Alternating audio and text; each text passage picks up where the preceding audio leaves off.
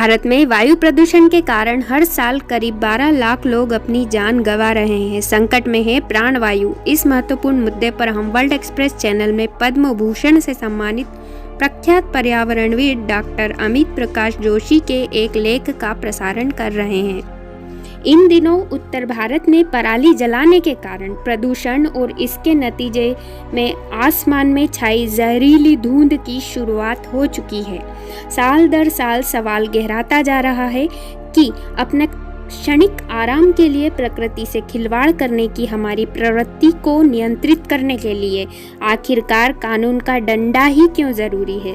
कोई व्यक्ति बिना जल के 3 से 5 दिन और बिना भोजन के 3 महीने तक जूझ सकता है, पर 5 मिनट की हवा का अभाव हमारी जान ले सकता है। और अगर हवा प्रदूषित हो तो जाहिर सी बात है कि वह धीरे धीरे हमारे शरीर में जहर घोलती है, धीमी मौत की ओर धकेलती है।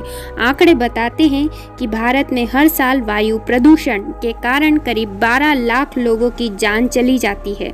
इस तरह के विश्लेषण में यह बात भी पता चलती है कि वायु प्रदूषण के कारण कैंसर से लेकर दिमाग व सांस संबंधी कई बीमारियां हो रही है। बिगड़ती प्राणवायु इनका सीधा कारण है। देश में बढ़ते प्रदूषण के साथ ही यह बात भी सामने आई है कि भारत में बाहर से आने वाले वायु प्रदूषण भी हानिकारक वजहों में से एक है। यही कारण है कि कुछ चुनिंदा देशों द्वारा किए जा रहे कार्बन डाइऑक्साइड या प्रदूषक तत्वों के उत्सर्जन से होने वाले संकट को लेकर अंतर्राष्ट्रीय स्तर पर जोरदार बहसें होती है। पर्यावरण पर्यवेक्षण तंत्र पर नासा की research lab Goddard Space Flight Center द्वारा किए गए अध्ययन में यह भी पाया गया कि घूमने के नाम पर गर्मियों के मौसम में लोगों का एक बहुत बड़ा हिस्सा सैकड़ों किलोमीटर चलकर एक जगह इकट्ठा हो जाता है। इससे भी प्रदूषण दर बढ़ जाती है। विश्व स्वास्थ्य संगठन ने वायु गुणवत्ता सूचकांक में पीएम दर 2.5 की सुरक्षित सीमा करीब 10 माइक्रोग्राम प्रति घन मीटर तय की थी, लेकिन भारत में 99 माइक्रोग्राम प्रति घन मीटर घनत्व वाली हवा को शरीर में घोल रही है। कुल मिलाकर हम पूरी तरह खतरे में हैं। इसमें उद्योग, यातायात, कृषि कार्यों में प्रयोग हो रहे पराली जलाने जैसे गलत तरीके, आवासीय और औद्योगिक निर्माण जैसे कई बड़े कारक हैं। अब यह जानना जरूरी है कि वह कौन सा हिस्सा है जिसके कारण इतनी मात्रा में प्रदूषण फैल रहा है।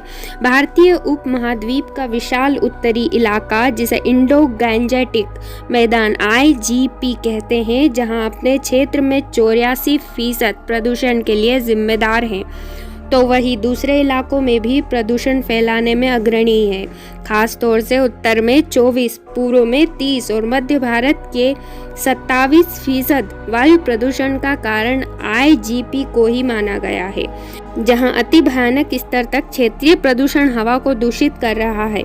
इनमें उत्तर भारत में 30% और पश्चिम भारत में 35% प्रदूषण मध्य पूर्व पाकिस्तान और अफगानिस्तान से आ रही धूल और जीवाश्म ईंधन के जलने के कारण फैल रहा है।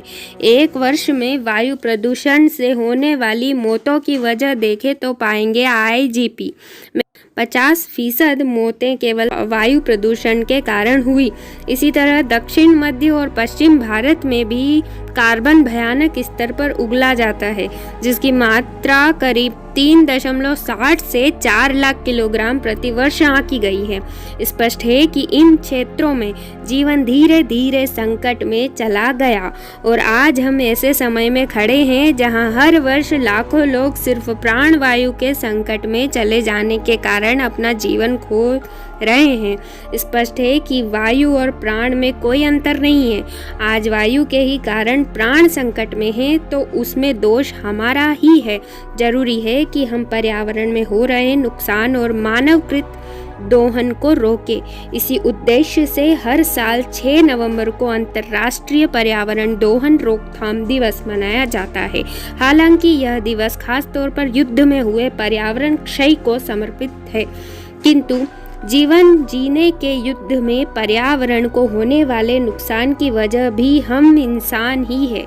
ऐसे में यह सभी का दायित्व बन जाता है कि हम स्वयं से सवाल पूछें कि इन बिगड़ती परिस्थितियों के लिए हम कितने दोषी हैं, साथ ही इसे सुधारने के लिए हम किस तरह के प्रयास कर रहे हैं।